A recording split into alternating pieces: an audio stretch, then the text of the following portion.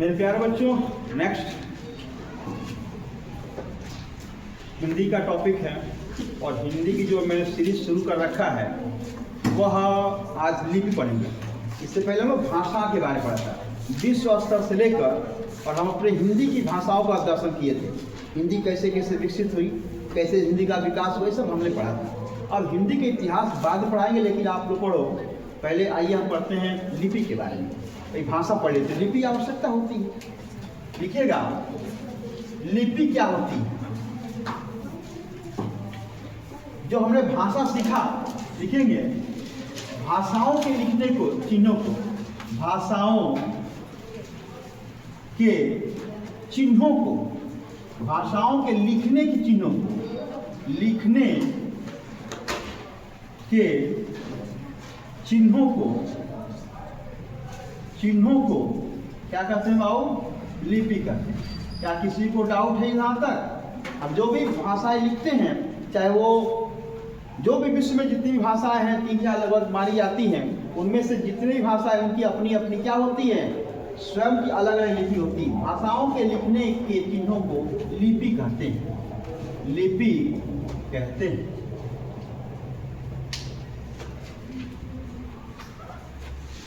अलग अलग विश्व की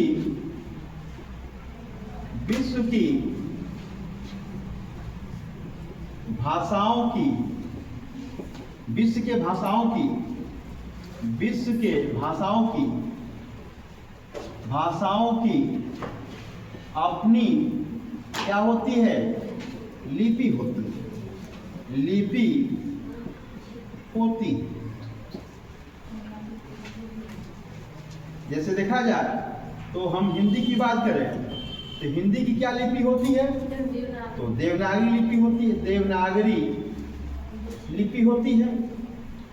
अंग्रेजी की बात करें तो इसकी रोमन लिपि होती है, रोमन लिपि होती है।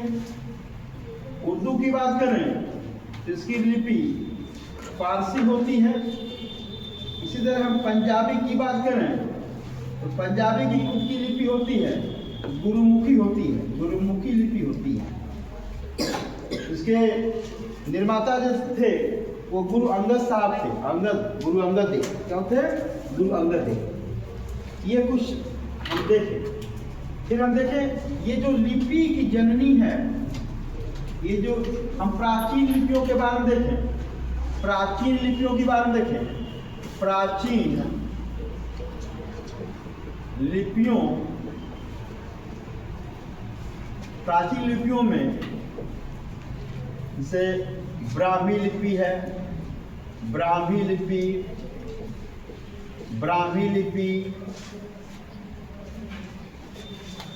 खरोष्टी लिपि,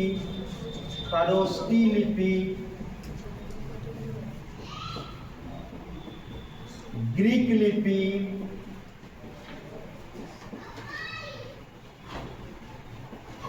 अरमाइक लिपि।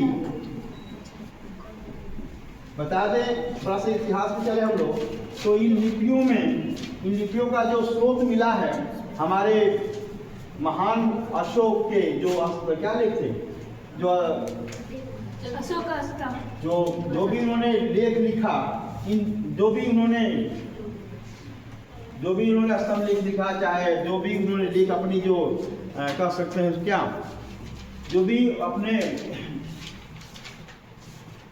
विकास के लिए, जो भी जो धर्म के लिए, जो प्रचार प्रसार के लिए, जो भी जगह जो भी स्तंभ में जो लेख लिखवाया, इन्हीं भाषाओं का लेख मिलता है।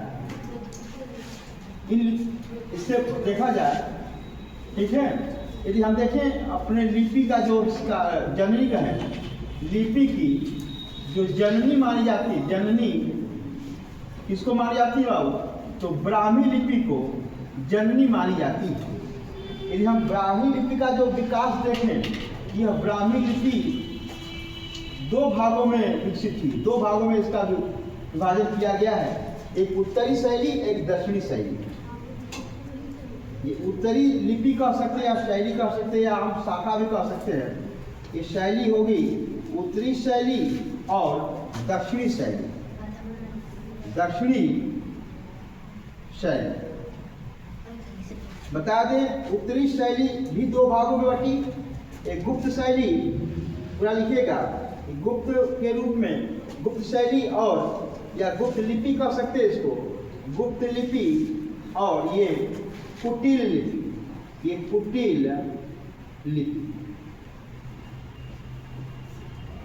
बता दें ये आगे चलकर इसी को हम लोग सिद्ध मात्रेय भी कहा जाता है। ये जो कुटिल लिपि है ये भी दो भागों में टूटती, एक नागर शैली या नागरी, ये नागर शैली, नागर लिपि कह सकते हैं इसको, नागर लिपि, और दूसरा होता है ये शारदा लिपि। नागर शैली की बात करें, ये इसमें आपका आता है, इसमें मुख्य रूप से इसको भी दो भागों में डिवाइड किया गया है।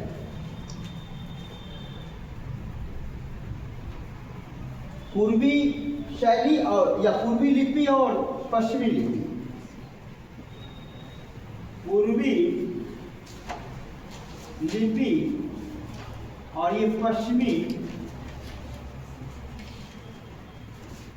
पश्चिमी लिपि।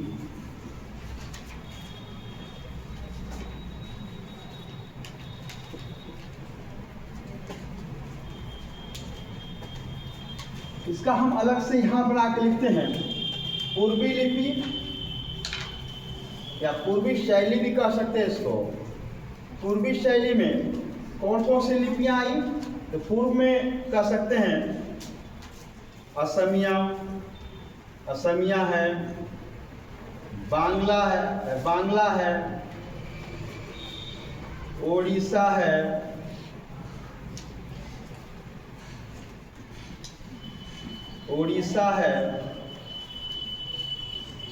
देवनागरी है आदि का विकास हुआ है।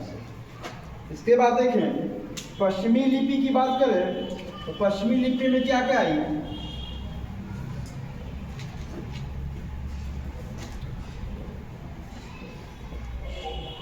पश्चिमी शैली कह दें या लिपि कह दें, इसमें जो है पश्चिम में क्या क्या है, जैसे महाराष्ट्री है, महाराष्ट्री हो गया, फिर कह दें गुजराती है, गुजराती भी लिपि का विकसित के द्वारा हुआ। और ठीक है, इसके बाद हम देखें शारदा लिपि से क्या क्या बना, इधर ही क्लियर किया जाए। शारदा लिपि को हम यहाँ लिख देते हैं इसके जस्ट नीचे।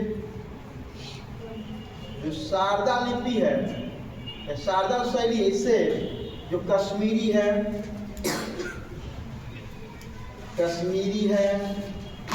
ठीक है, फिर कुमायूनी है, गढ़वाली कह सकते हैं,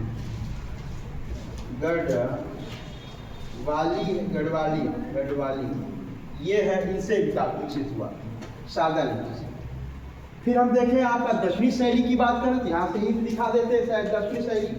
दक्षिणी शैली के देखें दो, तमिल है, तेलुगु है,